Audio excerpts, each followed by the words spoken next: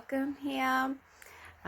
Today's video is coming up late. I'm sure as everyone's well aware of the whole COVID-19 thing going around. I wasn't able to get my medication.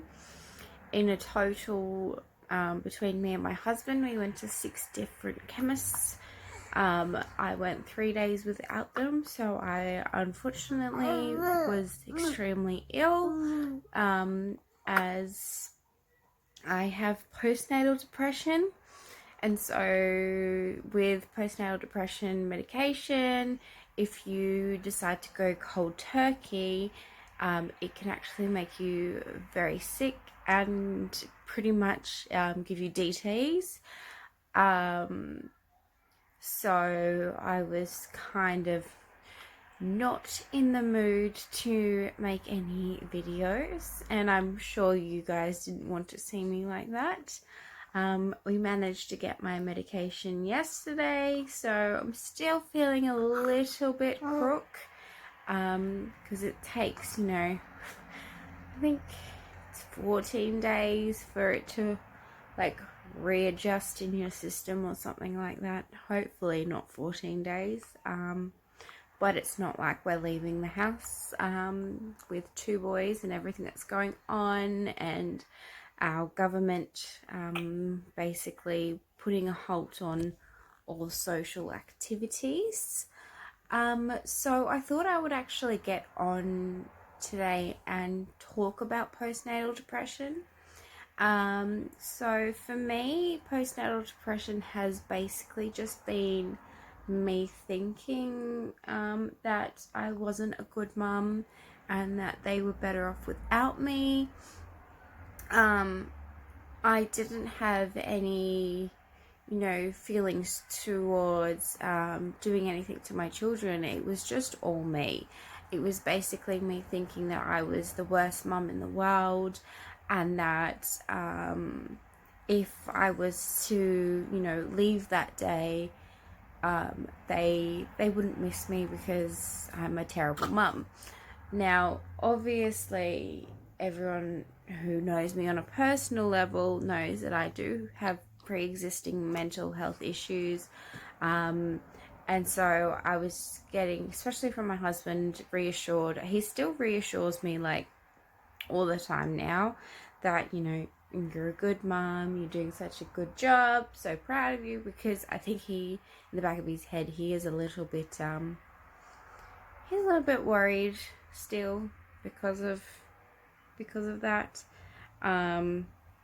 Never did I think that I would get postnatal depression this time around, because I didn't with my first. I was cheering, was medication free for 3 years, didn't even need my bipolar medication, and then 1 month after our boy koala was born, I was I need to go book in with my doctor, because I know I'm not right within myself.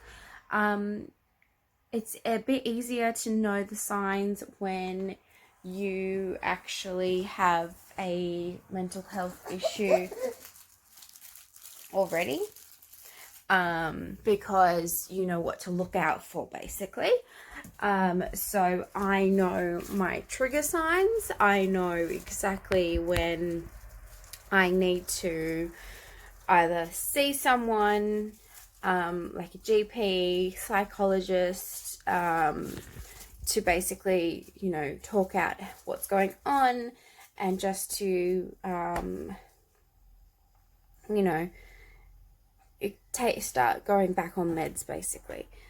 Because for me and my health problems, so for me and my mental health problems, it is very, very important that I pay attention to the early signs, because if I ignore them, it's just not a very nice thing to be around.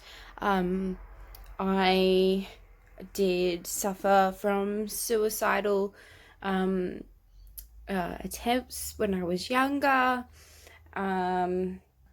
So I need to make sure, especially because I'm a mum now, and for my husband, that I don't go down that spiral.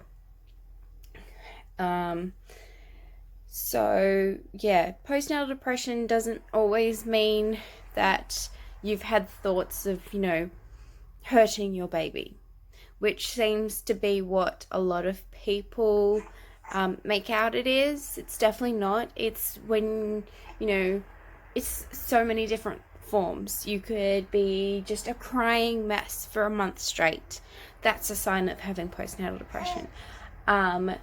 You could be like me and feel like you're not a good mum, and then you need to run away, or you need to kill yourself because your boys are better off without you.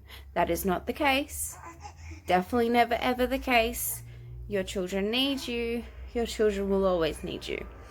And I know that it's hard to concentrate on that when you're feeling like that. But if you are feeling like that, definitely go see someone. Even just message me, leave a comment. I am an open book. I have been going through mental health issues since I was 16. I'm now 28. So there is nothing that you can say to me that I will judge you on, because the chances are I've probably been in the same situation, and I have probably come out even stronger from it, from seeing counsellors or, you know, going on medication. And another thing that I want to say, because I felt within myself like a failure because I had to go on medication again, and I probably cried for a week straight over it. But just know, just because you need medication does not mean you have failed. It does not mean that you are a bad mum. It does not make you any different to any other mum. It just means that you need to take medication to better yourself. Not even better yourself, just to look after yourself. So yeah, I'm just gonna leave the video there today. If anyone wants a full in-depth of my mental health, just I'm more than happy to do a video on all of my mental health history, especially if it's something you're struggling with and you would like to know some information from someone who's got a few years on their belt for it. Alright, thank you for watching. Sorry that this video is a bit blah, but as I said, I have not been well, so my content hasn't been really videoed at all at the moment. Okay, I hope everyone is safe and well, and I will see you in the next video.